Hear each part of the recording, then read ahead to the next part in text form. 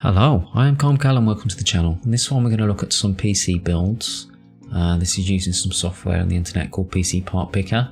So just type that into your favourite search engine and do a search. I'll put a link in the description for this, but usually it defaults to the American version, so just select from here what country you're in, United Kingdom, and then it'll show you what your prices are in pounds and obviously the local tradespeople that you can buy the parts from. So I've been given a challenge, or sort of like a guide, of spending roughly about £1,000 to put a Ryzen build together. So I've made this one, which is an all-round build, I believe, using the Ryzen 3000 series, which is the current series of processors, but the 4000 series is just around the corner. So I actually told my friend to wait for a little while because there's some new processors coming out from AMD.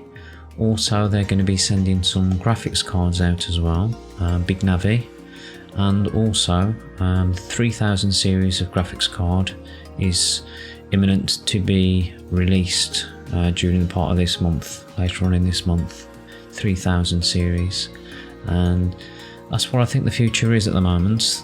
RT cards are the future at the moment, that's what I think. We'll have to see what AMD comes out with, but obviously with these new releases they will affect these prices, and hopefully they'll affect the prices in the right way. They'll be going down, so I've actually told them to hold fire at the moment. But this is one build, I think it's an all-round build at the moment. So I've gone with the Ryzen 5, the 3600X, that is 6 cores, 12 threads, 3.8 to 4.4 gigahertz. The 3600, that was only £10 difference, so saving £10 I think with a little bit of added speed. It's worth it for £10. So I've also gone with a B550 motherboard, so I think it's a round board.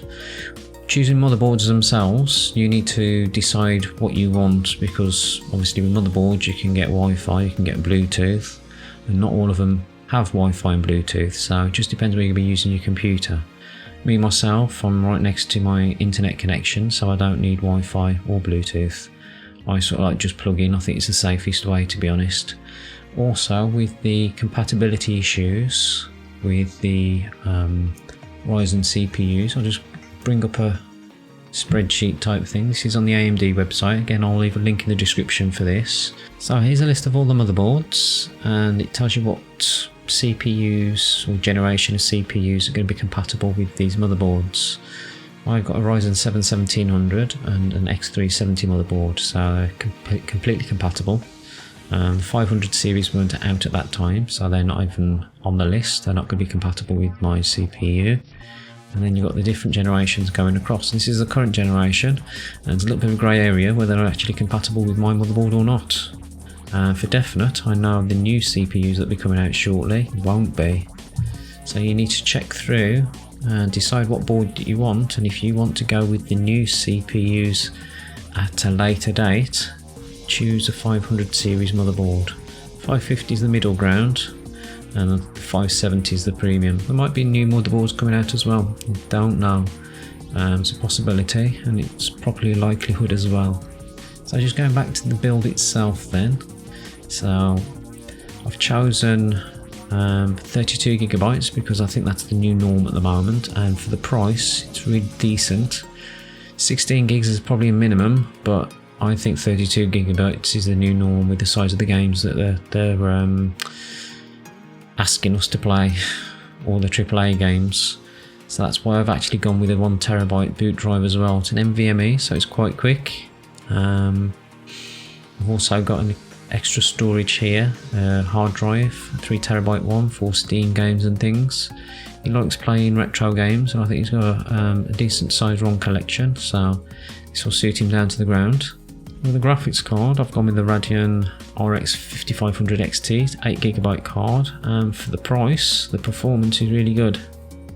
But, as I said, I would wait for all these new things that are coming out, because the RT cards, 30 series are out, well, going to be out later on in the month, and I think that's the way that it's going. Incidentally, I'll leave a link in the description for this, for the 30 series launch, because they go into more detail with the performance of the 30 cards. And also I will leave a link in the description for a video surrounding Minecraft. It's not known graphically for its performance, but it shows you RT in and out of action. It turns it on and off, and it shows you what the enhancements can be for very little stress on your graphics card. Check it out and then you'll understand what I'm talking about. Right, so for the case itself, I've chosen this one. It's a decently priced case. It's also got extra storage there, so if you want to add more drives and things, there's room for them. Power supply, I got a really good price for this, £81 for a 650 watt 80 plus gold certified, and it's semi-modular as well. Semi-modular means that some of the cables you can unplug. You don't have to have them all hardwired into the actual power supply itself. You can remove some of them to make your case look a bit tidier, and it's a decent make. I can't reiterate enough, do not buy one of these £40 power supplies from no makes. You're risking all your components. You're putting a cheap power supply in. Don't do it. It's a risk that you shouldn't take. My current power supply cost me over £100, and I think I got a decent price for it. It's fully modular power supply, and it's a 750. It's only a bronze, but it's 80 plus certified, and it's from EVGA. And quite a lot of these big companies, they use the same suppliers, but these cheap power supplies from no names is a really big risk, and it's not worth the risk for 40 or 50 quid. Don't do it. Right, the next build is a Ryzen 7 3700X. I went for the 3700X because the 3800X was about 50 or 60 quid dearer, and to try and get into the £1,000 mark, it wasn't worth the extra clock speed. Not really. I mean, it's very, very similar in performance at the high end anyway. Same motherboard. I've actually had to reduce the RAM to 16 gigabytes to try and match it for this £1,000 mark, or as close as I could get to it. And also I've had to reduce the boot drive and lose the extra storage, because we've put a RT card in there, 2060, for that price. So this is where you have to balance things out, and really it's not a bad card, but with the 30 series coming out in the middle of the month, I think the latest 3070 is about $500 US, and it's going to blow this card out of the water basically. So really, don't have a look at this, but don't buy it at the moment, as I'm saying to everybody. Same power supply is okay with this, but really I would improve these bits with this system. So I've got alternative, where I've put the actual boot drive and the extra storage back in, and then I've increased the RAM.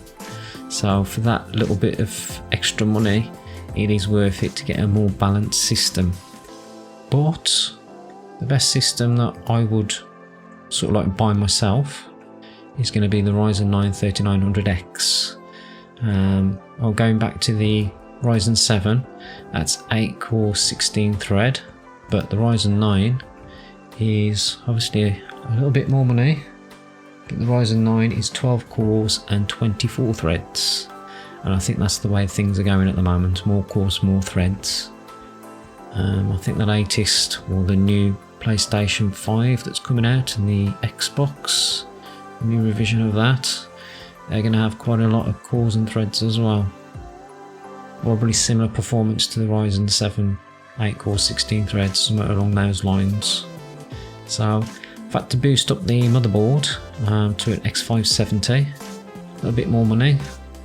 Same RAM, same storage, except for the solid state drive. I've increased that in price to a different drive. There's some good reviews on this one, the SX8200 Pro.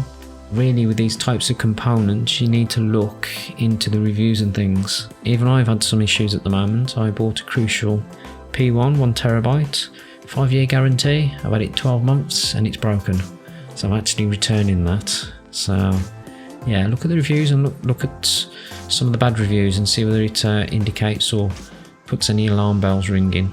So it's the same card. Really wouldn't buy this, because obviously the 30 series is coming out, And same case, I've had to boost the power supply because obviously the Ryzen draws more power with the motherboard, so I think they needed an extra clip. So if you're actually thinking of buying certain parts, wait until these new developments actually come out, hit the shops, and then we can see what we need then. So this is my preferred build, £1,400, but as I said, I wouldn't go with this graphics card, but I'm telling everybody that I know to wait until all these new things come out from AMD with the processors and also the graphics cards, and wait for the graphics cards to be released from Nvidia, because they're going to have all different revisions as well. The 3070 looks promising, and also the 3080 might be the best buy, but you'll have to look and decide yourselves. And this is basically just to show you this software is out there and it's something that you can use.